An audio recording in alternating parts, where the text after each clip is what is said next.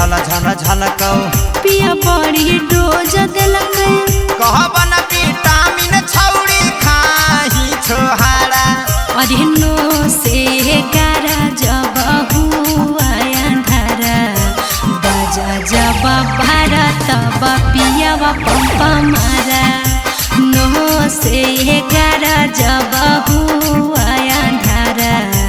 बाजा जब भारत तब पियावा पंपा मारा जहाँ बानी तोर गे झल झल झलकौ पिया बड़ी डोज देलक कहबन विटामिन छौड़ी खाही छोहारा अरे नो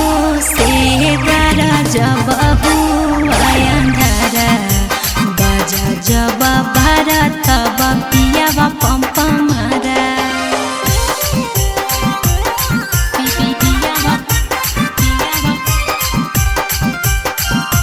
पियावा पंपा मारा बाजा में सुतैला नैहर से ज्यादा छौड़ी ससुरा में गोरैनी गे कहबन चक्की के आटा खाई के मोटैनी गे छौड़ी गिरे छोड़ा दुनो टाइम जूस छोड़ा हमारा पिलैल कैरे प्यार से धर के हमारा पाजा में सुतैल अगे कैरे लागो हा कौ पियावा छौड़ी करो हौ दुलारा अगे लागो हा कौ पियावा छौड़ी करो हौ दुलारा अरे बाजा जब भारत तब पियावा पंपा मारा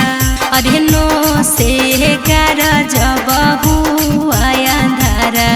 अरे बाजा जब भारत तब पियावा पंपा मारा